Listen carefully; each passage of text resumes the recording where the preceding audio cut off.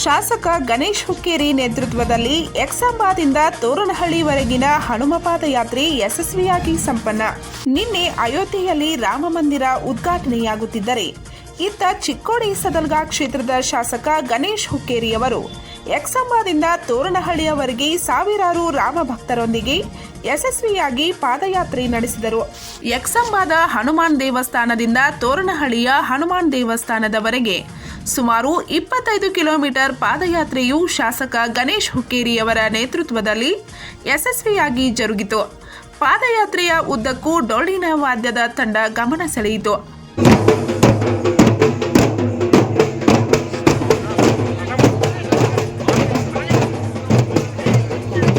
ಪಾದಯಾತ್ರೆ ಉದ್ದಕ್ಕೂ ಜೈ ಶ್ರೀರಾಮ್ ಎನ್ನುವ ಘೋಷಣೆಗಳು ಮೊಳಗಿದವು. ಶ್ರೀರಾಮನ ವೇಷದ ರೂಪಕಗಳು ಗಮನ ಸೆಳೆದವು.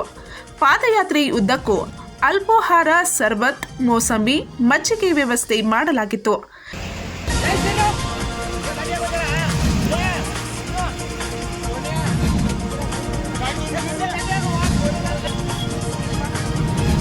ಇನ್ನು ತೋರಣಹಳ್ಳಿ ಹನುಮಾನ್ ದೇವಸ್ಥಾನಕ್ಕೆ ಪಾದಯಾತ್ರೆ ಬರುತ್ತಿದ್ದಂತೆ ರಾಮ ಭಕ್ತರ ಹರ್ಷೋದ್ಗಾರ ಮುಗಿಲು ಮುಟ್ಟಿತು. ಸುಮಂಗಲಿಯರಿಂದ ಶಾಸಕ ಗಣೇಶ್ ಹುಕ್ಕೇರಿಯವರನ್ನು ಆರತಿ ಬೆಳಗಿ ಸ್ವಾಗತಿಸಿಕೊಂಡರು.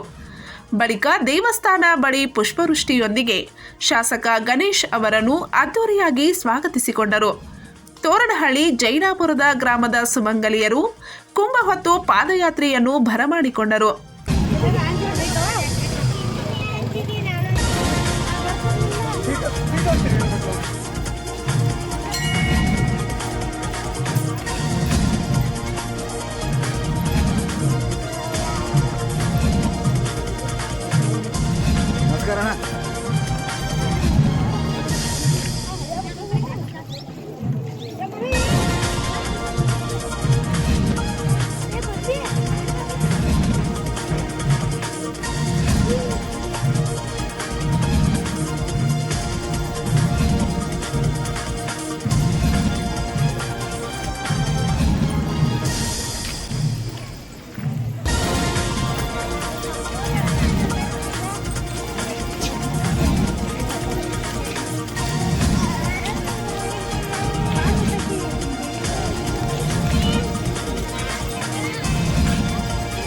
ಬಳಿಕ ಶಾಸಕ ಗಣೇಶ್ ಹುಕ್ಕೇರಿಯವರು ಹನುಮಾನ್ ದೇವರ ದರ್ಶನ ಪಡೆದು 25 ಲಕ್ಷ ರೂಪಾಯಿ ವೆಚ್ಚದ ದೇವಸ್ಥಾನದ ಜೀರ್ಣೋದ್ಧಾರ ಕಾಮಗಾರಿಗೆ ಚಾಲನೆ ನೀಡಿದರು.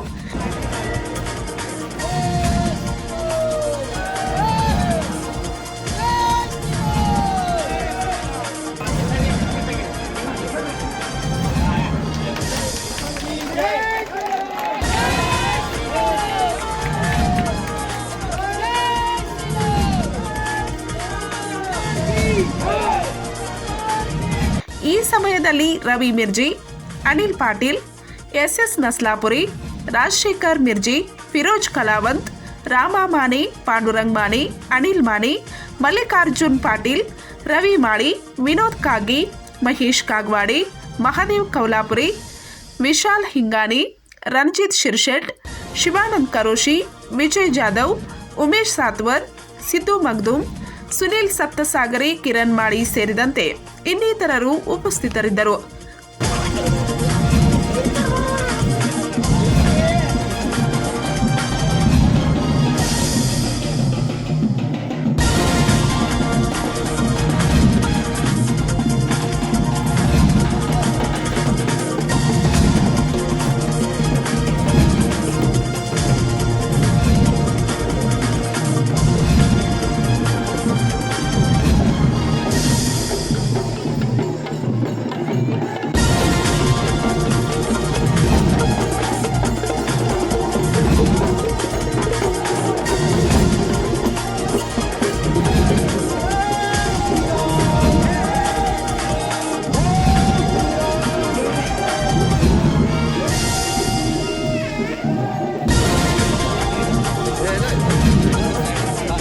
ಪಂಚ್ ನ್ಯೂಸ್ಗಾಗಿ ತೋರಣಹಳ್ಳಿಯಿಂದ ಬಸವರಾಜ್ ತಾರ್ದಾಳೆ.